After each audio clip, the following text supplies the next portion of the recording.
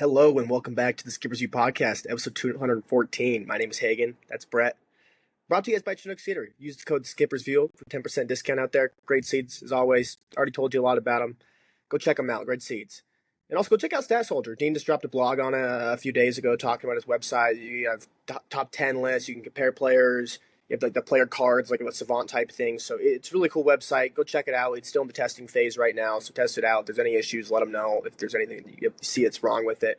But go test it out, see what it looks like. It's a pretty cool website. Definitely highly recommend going and checking that out. Let's dive into this. Obviously, me and you just came off a big weekend of college football. Both of our teams got the win, which is good for both of us. But let's dive into this. Obviously, let's start with the Cy Young race. We got Tarek Skubal and Paul Skeens, where it's looking like they have the awards pretty much wrapped up already. I mean, Skubal's minus 7,000 right now on books. Skeens is minus 50,000, so Skeens is a for sure lock pretty much to win the award already. And Skubal, especially with that last start from Garrett Crochet where he gave up 7 runs, it seems like this is going to be Skubal's award. He's going to win back-to-back Cy Youngs. And he could be the first one to win back-to-back unanimous Cy Youngs if he does get all 30 votes by that, since Pedro Martinez in, I believe, 1999 and 2000, which would be incredible to see from Tarek Skubal. I mean, he's reaching peaks that we have not seen very often in this game. Just in my time of being a baseball fan, he's already reaching peaks as one of the best ever that I've seen. And Paul Skeens, we already know. I mean, he's a 1.98 ERA this year. He's 10-9, has a winning record finally. He's third in the league in strikeouts with 195. He has a .94 WHIP, which is fourth best in all of baseball. And now he's got over 300 innings in his career. 306 innings over 52 starts.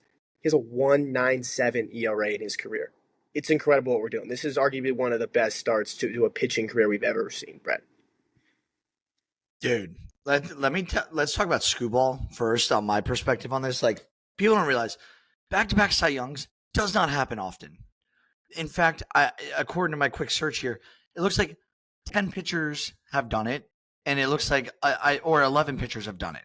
We're talking Roger Clemens, we're talking Pedro, we're talking the big unit Randy Johnson, Lincecum, Clayton Kershaw, Scherzer, DeGrom, Denny McLain, Jim Palmer, Sandy Koufax. These are the biggest names in baseball history when it comes to pitching. I think this is nuts if Tarek Skubal pulls this off, because Tarek Skubal's name is now going to be amongst the greats. A lot of those guys are Hall of Famers, and the ones who are not, very good pitchers, or maybe used a little too many steroids. But point is, Tarek Skubal is among the greats now. This is the top 11, 12 pitchers all time. Obviously, we're missing a few guys' names here. We're not naming every pitcher that's ever pitched in baseball that's been outstanding. But back-to-back is something special. That's 2 years of straight dominance. And then, he's got one less start than Skeens, but he's number one in WHIP. He's number one in strikeouts by, a good margin right here. Skeens is number 3 with 195. Skubal's got 222. There's only one guy in between them. If you want to pull that out, I don't even know who that is right now. But what Skubal and Skeens are both doing, respectively, it's insane. It's absolutely insane. And then talking about Paul Skeens, pivoting from Skubal, Skeens has a winning record on the Pittsburgh freaking Pirates. Let that sink in. He's got double-digit wins with the Pirates, who not only us, every media outlet, even Pirates, beat writers and stuff, they've been hating on the Pirates all year. It's not really because of all the players. There are guys who are likable on that team, like Paul Skeens. It's management. It's, the way that they don't be aggressive to support their, what looks like it's going to be an all-star pitching staff here next year once Jared Jones, and if Jared Jones gets the full form. We're talking Skeens, Chandler, who looks, like he can be something in this league. Mitch Keller, we know, has had great, phenomenal starts. I don't know. I love it. I love it for baseball. I really want Paul Skeens to be sick, especially because I do have his autograph on First Bowman, but selfishly. But no, Paul Skeens, I don't know if I told you this story about that autograph, and I'll sum up Paul Skeens and why I want him to win right here.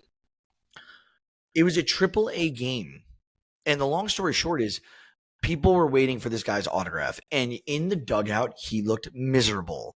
He looked miserable, not because he hated that he was playing in the minors. It was, whether he thought he should be up or not, which he clearly should have been up in the big leagues sooner rather than later. It was that he's a competitor. He wanted to be at the top level. He's always wanted to. That's why he left Air Force to go pitch at LSU and win a World Series in college baseball. Paul Skeens waited there after this game. It was a cold, misty night in Indianapolis. Everyone was wearing sweatshirts. It was a cold night. I was wearing pants. And he spent a half hour signing shit for kids and people like myself who are creepy and went up and waited forever. But he's a good dude. He seems to be a really solid dude, and that's why I want him to win. I mean, everything I've heard from Paul Skeens is a great dude. Obviously, there was the videos that you've seen from exactly what you were talking about, of him staying after, making sure every single person that waited in line to get his autograph made sure he got it. In a AAA start, when everybody knew that normally when people that good, you don't really see them sticking around to sign every single autograph because they have better things to do. So it's just great to see. He's just a great dude all around. I mean, and like you said too, Paul Skeens is just a competitor. He wants to win. Like they ask him in his interviews all this stuff of, it's almost like a Nikola Jokic type of thing where they tell him all these stats. Oh, you're in this with LeBron and Michael Jordan. He's like, I really do not care. They just want to win, which is I think it's incredible. And I mean, Tangle Tiger, he put out a great tweet about it. I'm glad he brought up the win-loss record. How he has a winning record right now. Because I hope he finishes with a losing record. Because I want to see a Cy Young with a losing record. Tango Tiger put out a tweet about it that said that would be the greatest thing to happen. That would be the greatest thing to happen at the win-loss conception. Would be Paul Skeens winning this Cy Young with a losing record. He said Felix dug the hole, DeGrom put the coffin in it, Skeens will bury it for all time. So I think that'd be incredible if Paul Skeens could actually do that. I just love that. Especially, I'm not a big wins guy by any means. I think it's a very overrated stat. But it would be awesome to see Paul Skeens do it, especially after DeGrom barely got it. And I believe he had a 10-9 record, just the same as Skeens does right now when he won it back in 2018. So it would be incredible to see Paul Skeens do that. Yeah. Let's talk a little bit about the playoff field. Hey, you want to lead us off with the American League? Yes, right now we have Toronto, Detroit, Houston. We're the top three seeds right now. It would be Toronto and Detroit getting the two byes right now, which I don't think anyone at the beginning of the year would have told you those were two teams that would get the bye. And then the wild card, you have the Yankees, the Red Sox, and the Mariners. We talked about it a little bit last week. Texas is still their game and a half back. Kansas City's 2 games back. Cleveland's 2.5, and Tampa Bay's still 4 games back from the last time we talked. So there's a lot more teams in this that still have a chance to. Obviously, a good week or a bad week from any of these teams can really change, especially we've got about 20 games left, 15, 20 games left. So you have a bad week, you can really be screwed over here now, especially with Seattle. I know they just put up 18 runs today in a very big win, but they've been skidding lately. They can't keep doing that because there's teams right on their heels that if they just win a few games and they win a few games, they'll come up and they will take their spot from them. So it's going to be a big week for them. Then we got in the National League, Philadelphia, Milwaukee. They're right now, they have the 2 top seeds. They're going to get the byes there. Milwaukee's going to finish with the best record in baseball this year. Then you got the Dodgers winning the division still right now, and then you got the Cubs, Padres, and Mets over there in the wild card. And following that, you got the San Francisco Giants and Cincinnati Reds are both 4 games back. The Diamondbacks are 4.5 as well as the Cardinals are 4.5 as well. So it's looking like unless the Mets or the Padres just ultimately collapse here and they can't win baseball games, they're going to take those spots the way it looked like that for a while now. I know San Francisco's played great lately. I know Cincinnati, they could sneak up on the Mets a little bit more, but I just don't really see that really happening here. If anything, the Mets have caught up to the Padres more. Yeah, what I'll say is I'll jump back to the American League a little bit. Probably should have prefaced running through a couple of these teams and just kind of figuring out what we think is going to happen here. So I'll give my take on the American League. And Yankees, obviously, massive week. Go on to not only take 2 of 3 from Houston, they take 2 of 3 from Toronto. And if you asked any Yankees fan the week before that, I don't think that anyone would say that was going to happen. Obviously, if you're delusional a little bit, and when I say the week before that, I mean when they played real competition. Obviously, they took down the White Sox and the Nationals, but they lost 3 of 4 to Boston, and that was August 21st through the 24th. So a little bit less than 2 weeks ago, Boston kind of manhandled this team in New York, and I wasn't impressed with wins against the White Sox and or the Nationals. I just didn't think that was something to really, the Yankees have proven they could do that. They always beat up on inferior competition. Then they get, body bagged by, big bad wolf, whoever that is. And that seems to be the trend over the last decade. So I just want to say the Yankees, they are 2 games back now on Toronto in the division. And if you look at it, Toronto has to go play Houston. So this is a huge series for the American League, for Seattle, for Houston, for the Yankees, for Toronto, for the Red Sox. A lot of teams are looking at this series about what's going to happen this week. And then Toronto's got to go play Baltimore. They got to go at Tampa, at Kansas City, who's fighting for their life right now, versus Boston, versus Tampa. Tampa could play, spoiler alert. Tampa's 7-3 in their last 10. Yeah, they just got swept. But they were on a 7-game win streak. And Junior Camaro's there. We know the guys. Tampa's always playing kind of like that mischievous team. So who knows what's up their sleeve? They could really play spoiler to Toronto's season from the last, how many months now Toronto's now owned the AL East in terms of like owning first place. Who's to say? Especially if you look at the Yankees, and we talked about this a couple of weeks ago, that the Yankees had an easier schedule coming up.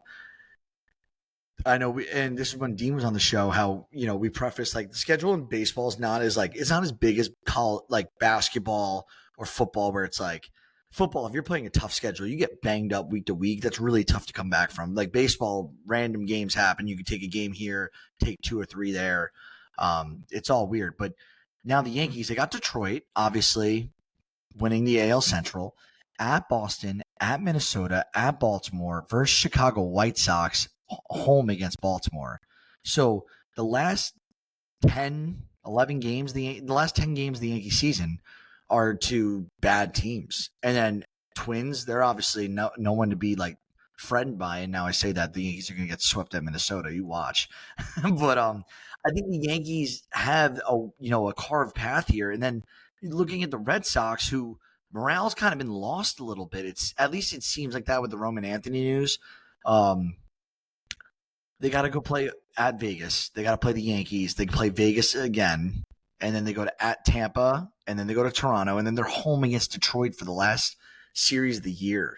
Boston kind of has a big schedule as well coming up. So I don't think that the Texas Rangers are going to do it, but it's not out of the question for the Royals or the Rangers to sneak in there over Boston or even Toronto if things should go south in Toronto this week with Houston. Because if, who's to say? I think it's really interesting, the American League East. I took a good look at this before the episode. I mean, I think you could say just the American League in whole, especially the American League East, especially obviously the Blue Jays had the lead, like you said, but they have been playing mediocre baseball recently. It's nothing too special recently what they've been doing here, but I think in the American League as a whole, I remember I asked this question the other day, was who's going to go to the World Series? Like, who do you feel confident? Like, who are your teams right now if you had to pick? And I couldn't give an answer in the American League because the National League, I know the Dodgers have really struggled recently, 3-7 in their last 10, but I feel very confident about the Dodgers in a postseason series, just like being able to turn it on. I feel the same way about the Padres as well, even though they've been struggling. I think the Brewers, I don't know. The Brewers and the Phillies are a little bit questionable to me. Phillies just because you don't have Wheeler anymore. Obviously, you have Christopher Sanchez, who's a full ace at this moment. But in the American League, I look around, and I don't think there's a team I look at that stands out. It's like, oh, yeah, this team's going to be there. Because after last season's postseason for the Yankees, I can't trust that team in the playoffs. I can't. If you can't run the bases and play defense, I can't trust you to go to the World Series. The Seattle's, they have big issues. The Red Sox, they had some injuries. Roman Anthony's went down. We talked about that a couple episodes ago. Houston, they're not the old Houston. They'd have to they're still a very good team, yes, but they're not the old Houston Astros with the Bregmans and the Tuckers. I look at this too, and obviously the Tigers have struggled a lot for the last couple of months. It's almost like the first time all year that I kind of believe in the Toronto Blue Jays to have a chance to make the World Series. Yeah, I and what I was trying to say earlier, you good correction. I was talking like the American League as a whole is just way more interesting than the National League. Like I feel the National League, when you jump to it and look at the standings, you got I included in the teams that could still fret around and like compete is anyone who's within 5 games. I know 5 games back when 19 games or so left to play is insanely hard to overcome. but it's not, you are not mathematically eliminated. So I'm keeping them in as someone who can move up. And that's like San Fran, Cincy, Arizona, St. Louis. They're all 4 games back or more, 4 or 4.5. I think the National League, if no one gets hot right before the playoffs, Dodgers are taking it. They're just going to like out duel you in a series. If someone gets hot, they might be able to knock off LA. That's my thought about the National League. For the American League, right now, like the hottest team is like, if you look at the American League teams out of the ones who are competing right now, it's probably Tampa, who's 4 games back in the wild card. There's no teams here. Like Kansas City just had Bobby Witt get an MRI. You had Seth Lugo hit the IL. Cleveland's been, they've been around, but they've been around for a decade, right? And then like, you look at the Yankees, they're catching a little fire right now, and that's awesome. I don't want to get too hyped, but the Yankees might be the second hottest team in the American League at this time. It's really who's hot in the American League is going to get there. That's really the bottom line. The last 10 games or so, who catches fire. I mean, yeah, I think it's a way to put it is who's playing the best baseball at the best time, because we all know baseball's more than any other sport. It's just more on if you're playing baseball when the playoffs hit, are you playing your best baseball? Because you see every single year those teams that are the best teams in the league, and they have a bad 3 games and your season's over. Like you just have a bad couple of games and your season's over. So you really have to be playing great baseball at the right time, which I think, like you said, the American League, it's such a toss up right now. It's just going to be. I mean, I couldn't dial in on a team and just say, oh, that's the team. Where the National League, I can say, I can pretty much pick any of those 6 teams, and I could feel pretty confident in my pick there. I would obviously lean Dodgers there. I don't know how you wouldn't lean them, especially with them playing bad. But I mean, the National League is it's a gauntlet. Whoever is going to come out of the National League, you are going to be facing an absolute gauntlet. And I'm glad you brought up too about how 4 games back is nothing too crazy. Obviously, it's a little crazy, but it's still a chance to get in there, especially when the last team that has the wild card spot right now is the Mets, and we all know the Mets are known for having some collapses here in September. Yeah, I used to as a kid, like when you're in school and everyone's like, F the Yankees, F the Mets, like being a New York kid is like, I didn't like the Mets. Nowadays, like, I have no problem with the Mets. I hope they win. Like, why would I want to see the Dodgers win? The Padres would be cool because it's like, it's the Padres. And people would be like, what? It's because they played little brother to the Dodgers for so many years now. And like, they have the talent to deliver like a sucker punch to the LA and they totally could take out the Dodgers in the series. I truly believe that. And I would love to see it.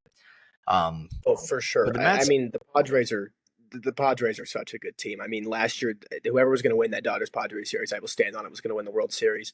They had the Dodgers on the ropes. Then they didn't score for, I believe, 27 innings in a row. So I'm also a very closeted San Diego Padres fan. I follow them a very good amount. So I would love to see the San Diego Padres win as well. Like, I feel like the National League in terms of like, playoff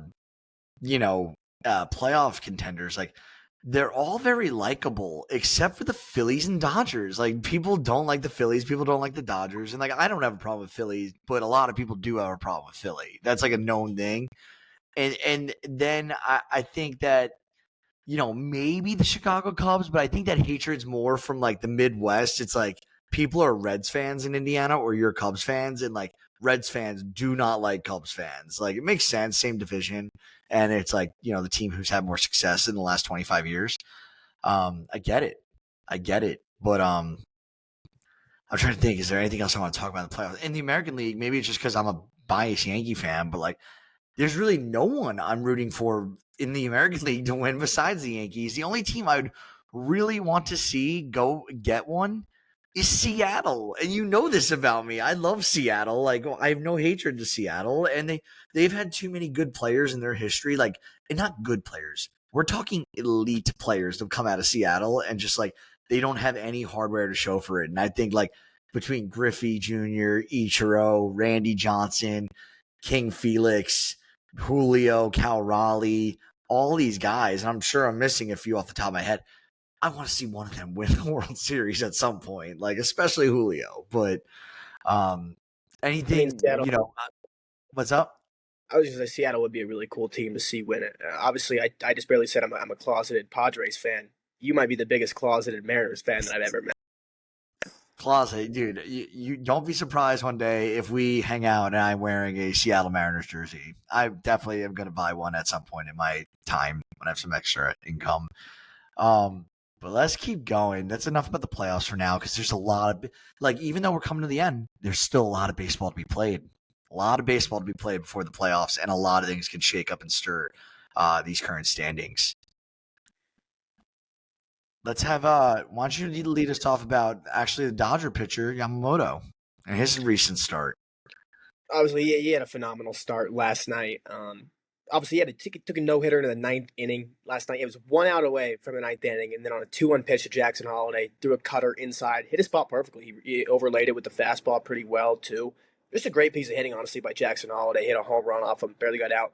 Wish you would have saw with more of an effort from Pages to try and rob that instead of just watching over the stands. But that was a great start, Yamamoto. Obviously, 8 2/3, 10 Ks. He's incredible. I mean, Yamamoto is one of my favorite pitchers to watch in all the baseball this year. It does suck to see a guy when they get that close to a no hitter lose it, especially because I believe we haven't had a no hitter yet this year. Correct me if I'm wrong, but you just love to see, especially a guy when you get that close and deep into the game.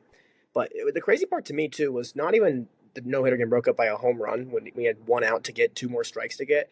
It's the fact that the Dodgers lost the game after. They were up 3-0 going into the inning, and they ended up losing the game, which I thought was insane. Yeah, and shame on me. I did not realize how good Yamamoto was this year. I know he's been having a good year, but dude, Yahoo Fantasy right now, he's ranked 26 overall. Through 27 starts, he has 11 wins, he has a 2.72 ERA with a 101 whip and 177 strikeouts in 155 innings. That's a stud. And he's not even their second or third best pitcher when fully healthy.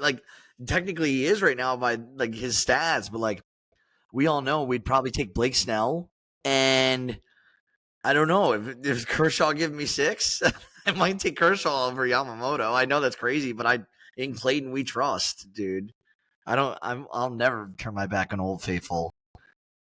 I mean, yeah, like you're saying, he had a very underrated season. I mean, since he came into the big leagues too, he's got over 45 starts. He has a 2.82 ERA in his career, over 245 innings. I mean, obviously he's had a few injury issues, and he has some blips too. He's had a few really bad starts this year, which I think that's probably the reason why you don't think about how good of a season he's actually doing, is because you just remember those bad starts. But Yamamoto's a very consistent pitcher, and he's shown that already. He's only 27 years old. There's a reason why he's the highest paid pitcher in Major League Baseball history. I get it was the age, the fact he came over at 26 years old. You don't see pitchers get free agency that soon. But he's an incredible pitcher. I mean, he's one of the best pitchers in the world.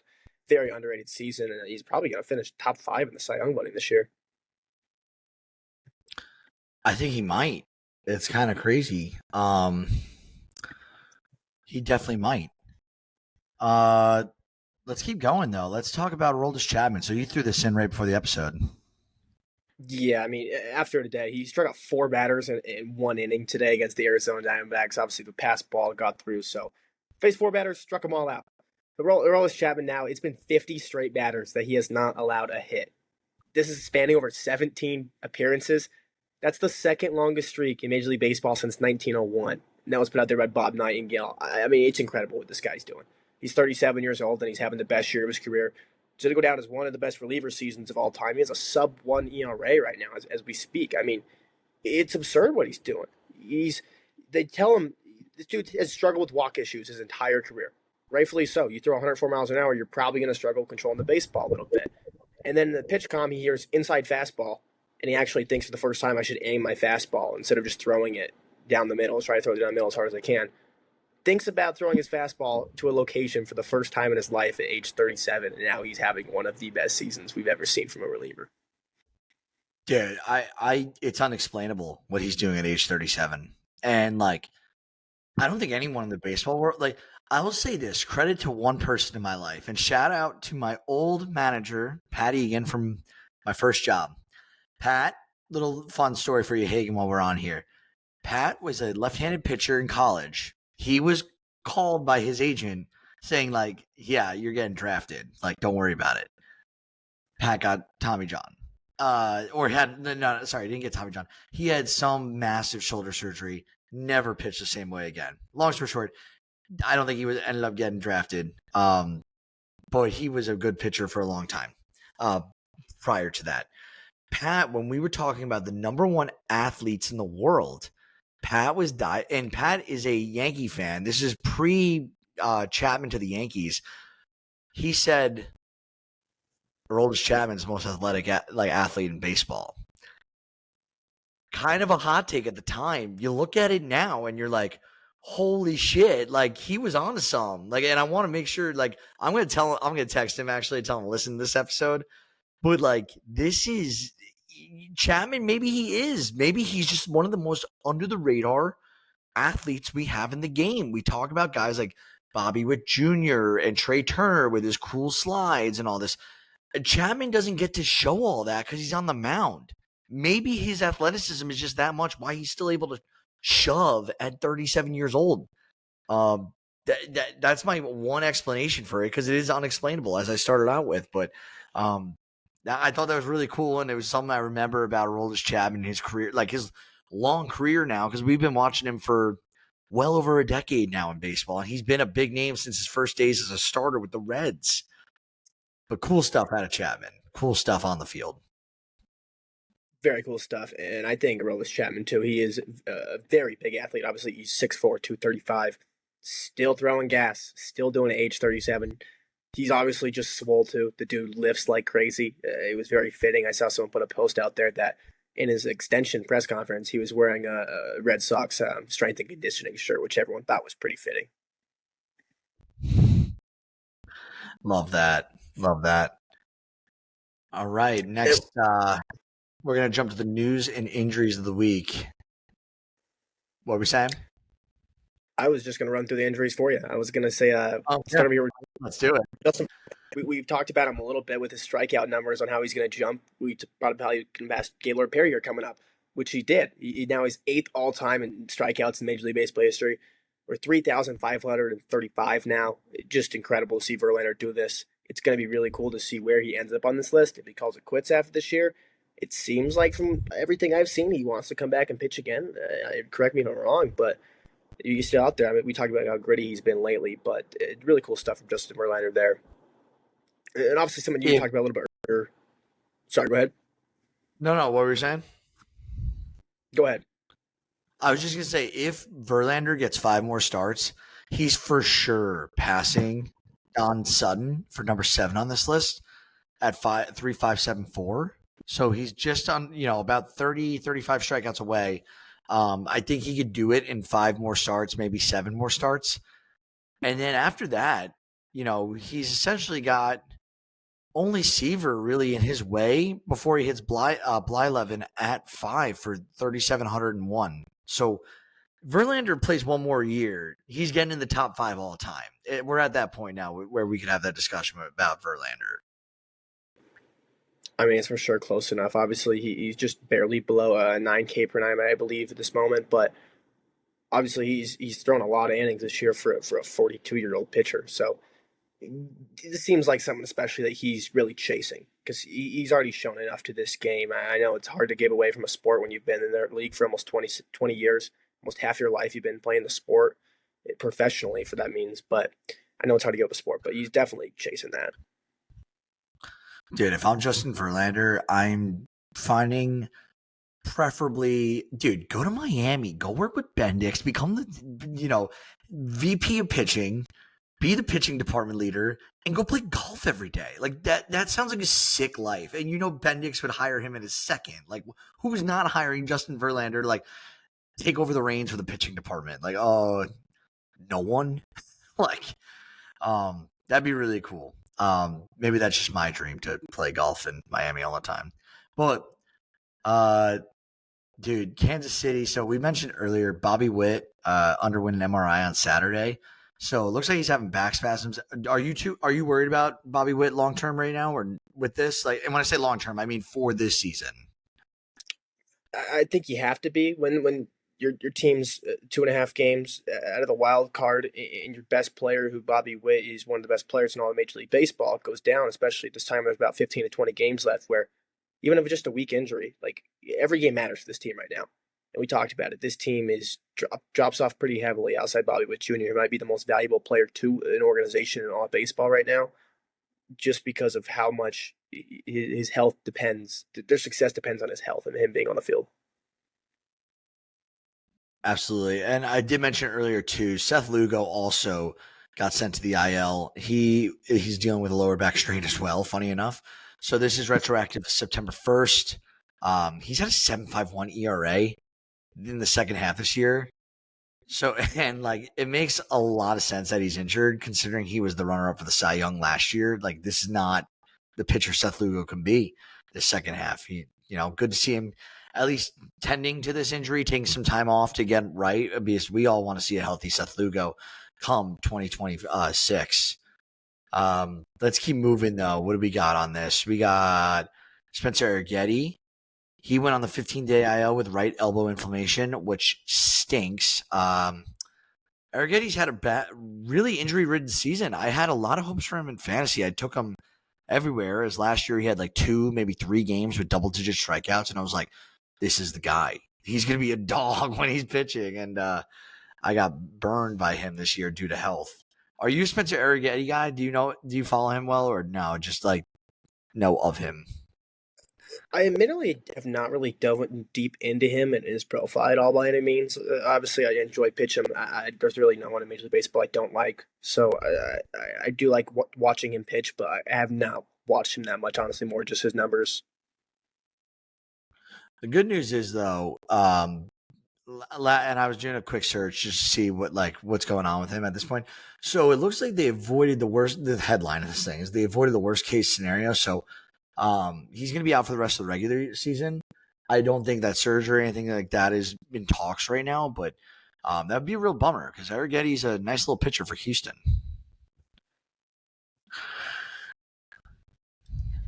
I mean, yeah, let's hope he can at least come back and nothing big, because obviously he has great talent. He could be a very pivotal pitcher for Houston, especially when the rotation doesn't look that great after you get past the Hunter Brown and Framber Valdez. Yeah. Do you want to keep going down the list? Yeah, I mean, Alex Cobb for the Detroit Tigers, he's going to miss the entire rest of the season. He's 37 years old. He's going to undergo some hip surgery to address what's kept him off the field this entire season. It's had some retirement talks in there after this surgery, but that decision won't be made until the offseason is what we're hearing. But this does suck, because obviously Alex Cobb too. This guy sucks. He's been trying to get on the field all season long, hasn't been able to do it. He had a good stretch last year when he got healthy. I mean, he's been one of those guys where obviously he's struggled with injuries a lot the last couple of years. So it just sucks to see, especially the body's just breaking down. You're getting older, coming down to the end of a career. So I hope he can at least get one more healthy season out of him before he does retire, if this is not the one that made decide on that decision. Dude, I did not realize Alex Cobb was 37 years old. That's wild. I felt like he was like 31 tops. Hopefully he doesn't have to retire. Let's keep going, though. We got a few more things to talk about, and then we'll get to the conclusion of this episode. We got Los Angeles catcher Dalton Rushing. He hit the 10-day IL. This is notable as Rushing has been filling in for Will Smith. So they're both now in the IL. He has a right shin contusion. So the AAA catcher, Chucky Robinson, can't make up the name, is going to be joining the Dodgers in the meantime. Dodgers might not win the division. They have a lot of injuries racking up right now, and I thought some of them would be back. I think are the Padres 1 game back? The Padres, 1 game back right now as we speak. And I know someone's going to read into that Rushing's the one that tipped over the camel here, or what's the expression? Whatever it is, it broke the camel's back, the straw that broke the camel's back. I don't think that's it, but it's just they're 1 game up. They keep having guys hit the IL, and there's not a lot of games that this is going to be fought to the end. Very much so. This is going to be the last game or two of the season. This is going to be decided, this division. Oh, it's for sure down to the wire. And I mean, I have the Padres schedule up here in front of me right now. Obviously, play the Reds, who are right behind you in the wild card race. Then you have the Rockies. That should be. I know they struggle against the Rockies, but you got to win three out of four against that. Then you play the Mets. Then you have the White Sox. And then you have the Brewers and the Diamondbacks to close it out. So they have a lot of free wins in there, but they have a lot of tough wins in there as well. For sure, for sure. I didn't look too much into this. Did you get a chance to review this? This is like the Diamondbacks deal for Chase Field to remain there in Arizona. So the Arizona governor signed a bill, and it was, I guess, they approved $500 million for renovations. I don't understand this stuff. Like, why does the Arizona governor have to get involved? And like, is it a publicly owned stadium? Is that what's going on with Chase Field? I admittedly do not know if that is the case, but I would assume that is, though, if they're making the deal here. Obviously, just from what this story has came out and everything, it seems like they don't own their own field. It says the Diamondbacks committed to investing at least $250 million of team money in addition to diverted sales and income taxes from the ballpark. So I don't understand it. It probably is like wasn't a publicly financed stadium. It was not a privately financed stadium. Like, I think these owners got to just, going forward, like if you're going to have a new owner come in to purchase a team, there's got to be some sort of, and this is across all stadiums and all pro sports. Like, if you're the owner, you're buying the field and like all that. Like, I don't think that the state should be involved at all. Like, I just don't. I feel that, I don't know. We can get into a long discussion about that. I'm not going to do that right now. And let's talk about this Phillies fan. This Phillies fan at the Marlins game. So you watched the video, correct? Correct. Okay. For those who don't know, I'm not pulling up the video because it's like you really just got to watch it and listen to it, and it's going to be bad on the audio here to like listen to. Essentially, Harrison Bader hit a bomb. A guy ran over and grabbed the ball like any other home run that's been hit in the history of like major league parks. People run for the balls and grab them. Obviously, some balls are way more contested, like Barry Bonds' big home run, Shohei Ohtani's 50-50 ball. Like, we know, like, balls that are going to be worth money. Yeah, people are like, but that is part of the game. That is part of the game. Is like the fan. It's the most. I feel like out of any pro sports league, baseball gives out the most souvenirs to kids and to fans by hitting all these balls out of the field of play during a game. You see the numbers of balls that like the MLB goes through a year. These are cool special things. Harrison Bader hits the bomb. Guy runs over, grabs the ball, gives it immediately to what I believe to be his son. A woman runs over, and obviously she looks like a typical Karen, short hair. Just she was, not having it. That she thought that this guy robbed her of the ball, screamed at him, and he was just like, "Whoa, like what? Like, what are you talking about? I saw a ball get hit, and I ran over to grab it, and I grabbed it off the floor." Like, long story short, I think he handled it so well. He handled it so well. If that were me, I would have freaked out on the woman. He then immediately, he just like told the son, he's like, "Give me the ball," grabbed the ball, gave it to her, and like gave her a hand signal, like, "Go away." I'm not one to not want people to enjoy the game of baseball, but I can tell you two things are for sure. That woman probably not ever going back to a baseball game because of the way she was heckled after it. Like, everyone was like yelling at her, cursing at her, rightfully so. And she got up, she was giving people the finger. But we don't want her in baseball as fans. Like, I thought this was terrible. Obviously there's a few things that we don't know, right? There's two sides of all stories. I don't know if he actually grabbed it out of her hand. We didn't see that footage. It's too zoomed in. I mean, not zoomed in enough. We wouldn't have seen. Two, I don't know if she was drinking and maybe she just like made a dumb mistake. That happens. But like, this was an awful display of fanmanship, especially to take a ball from a kid who like did an interview with one of the staff members who came over and gave him a bag and stuff like that. And then he ended up getting a signed bat by Harrison Bader after the game. But the woman was like, "Oh, like blah blah blah," and he whispered, like, says to her, it's like his birthday. Like, not the day. I think he said it was like in a couple days, but and like this woman just stole a ball from him. Hagen, am I overreacting for being this pissed? Like, I thought this was trash behavior. No, not at all. I mean, a little kid trying to get a baseball, that's every kid's dream. Yeah, how many times you go to a game, you see all the kids with their gloves. Like, it's one of the coolest things to see all those little kids. We were all those kids when you went to a game as a kid. You wanted the ball. You were trying to get a ball from the players. You wanted the home run ball hit to you. Every time you sat in the outfield, you were like, "Oh, today could be the time I get a home run ball." So I don't think you're overreacting by any means at all. I mean, she was being a Karen. That's the easy way to put it. That's what my generation would probably call that.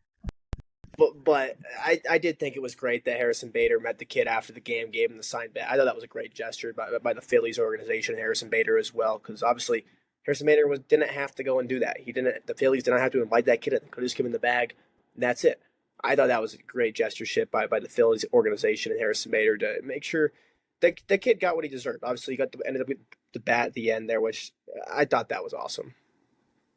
Yeah, and like that's the last thing about the last thing I'll say to this subject is just like, again, kudos to that father, because I could tell you, like, and I love, like, dude, my dad was a stand-up guy. If that happened to my dad, he would and he gave me the ball, he would have lost it on this woman. Lost it. He would have been calling security. He'd be in her face screaming. This guy handled it so well. That was the one thing I took from it. Like he was just like, go away from me. I'm not dealing with you. Kudos to him. I don't know his name. I don't know anything about him. I'll probably never meet him in my life. It was just a really cool moment. So if this ever gets back to him, kudos to you, sir. That was really, class act moment. Just like, all right, I'm not setting a bad example for my son and getting into an altercation at a baseball game. Like, it's baseball. Let's move on, though. Why don't you lead us through Davey Johnson, as he will be missed and mourned. He is also a former Met manager. Yeah, if you guys haven't heard by now, Davey Johnson, the old Mets manager, was manager of the team back in '86 when they won the World Series there. He passed away on Friday. Rest in peace to him. Obviously, it's sad seeing one of these, especially from a guy who was a former All-Star second baseman and obviously managed the Mets, the Reds, the Orioles, Dodgers, the Nationals. I mean, he made the majors in 1965 as a player. And after a 3-year managerial stint in D.C., he got out of baseball in 2013. So he was in baseball for a very long time. He achieved the most with the Mets, though, over 7 seasons with the Mets. He went 595 and 417. 2 NL East titles, and most obviously the '86 World Series championship. So he's as a Mets fan, you hear a lot about Davey Johnson. I believe he is the franchise leader in wins as a manager. I could be wrong. I know he's in the top 5 for sure. But the Orioles, yeah, he's in the Hall of Fame for both the Orioles and the Mets. I mean, it sucks seeing him pass away, but it's really cool though to see when this does happen. You get to relive their careers a little bit and talk about them, because obviously Davey Johnson meant a lot to, as a Mets fan. You see it a lot. He meant a lot to the Mets organization. He kind of was a very good players manager too. Seemed like a great guy you'd want to manage for you. It seemed like he was the right man though for those '86 Mets though. Yeah, this is literally the last Mets manager to win a World Series. It's crazy. It doesn't seem like 1986 is that long ago, but like 1986 is, almost 40 years ago at this point. That's wild. And this guy, he's, like Hagen said, he's a baseball lifer. So rest in peace, and prayers and thoughts out to the family. Obviously going through the mourning stage right now. But yeah, baseball lost a good one. The last thing I do – oh, sorry. I was going to say, you said 86 didn't seem like it was that long ago. As a 21-year-old Mets fan, 86 feels like an eternity ago. That's fair. Hey, you know what? 2009 seems like an eternity to go for Yankees fans right now. It's like, it's been 15 years. How many millions have they spent on players and yielded nothing? The last thing I'm going to talk about, so of course it's a Dodgers prospect making some absurd head noise, but we gotta talk about Kendall George. So these stats might be like a day off. So if you're listening and you're a really big Dodgers or Kendall George fan for some reason, I apologize if I'm off. But I saw this and I was like, I am totally going to talk about it. So Kendall George has stolen 101 bags so far this season in the minor leagues.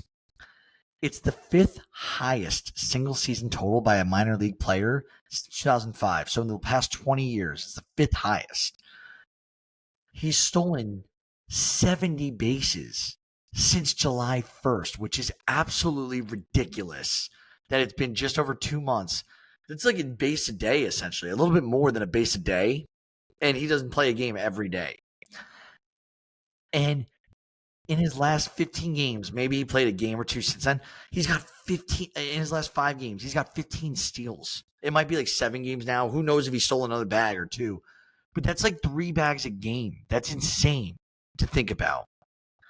The other minor leaguers to swipe 100 bags or more in the past 20 years.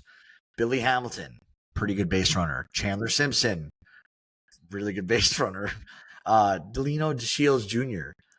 And then no MLB player has stolen 100 or more bases since the Cardinals' Vince Coleman did 109 back in 1987. So, dude, I think that if the Dodgers, if he's able to I know he's a pretty solid player, Kendall George. I actually have his auto. Funny enough, I do have his auto from First Bowman. If he pans out and he's able to hit, dude, how many bases is this guy going to steal for Los Angeles? I mean, I don't even know what it would be. Obviously, you put up there that no one's stolen over 100 bags since 1987, which is insane. But I think doing it, obviously, the major league level is a little bit different, especially with the catchers up there. But their arms are better. Pitchers are going to be a little bit quicker to the plate, too. It's incredible, though, what he's doing. 101 bags. The craziest part to me is 70 since July 1st. That's just absurd. 15 in the past 5 days because you also, too, you don't have – yes, you have to be fast to steal a lot of bases, but – if you're stealing 100 bags, you have to get on base as well. Like, I mean, I know Billy Hamilton, the reason why he was never a guy that got 100 steals because he never got on base. He couldn't hit. Kendall George hitting 295 right now this season with a 409 OBP. He's also OPSing 779. So he's a pretty good hitter. and he's in the high A affiliate. He's 20 years old. He might be electric in a couple of years in the big leagues. So that's the one stat I saw this week, and I was like, yeah, we're going to talk about that. That's it for me. I don't have anything else. Hey, anything else from you? Just quick shout out to the Colorado Rockies being the first team to achieve 100 losses this year. They're at 103 right now. Shout out to the Colorado Rockies. Hell yeah. I will say thank you for listening. Go see our blogs. We have a ton of blogs coming out this week. I know Dean and I talked, and it sounds like between him and I, we got a bunch. I know Greg Monroe is going to be working on a nice little video, short essay for us on YouTube. We got this podcast going out. Hagen and I are going to go live again on Thursday and Sunday this week coming up. Got a lot of baseball. Go buy merch. If you can, rate us 5 stars. It'd be really appreciated if you think we deserve it. It helps us grow. And thank you for listening. Bye.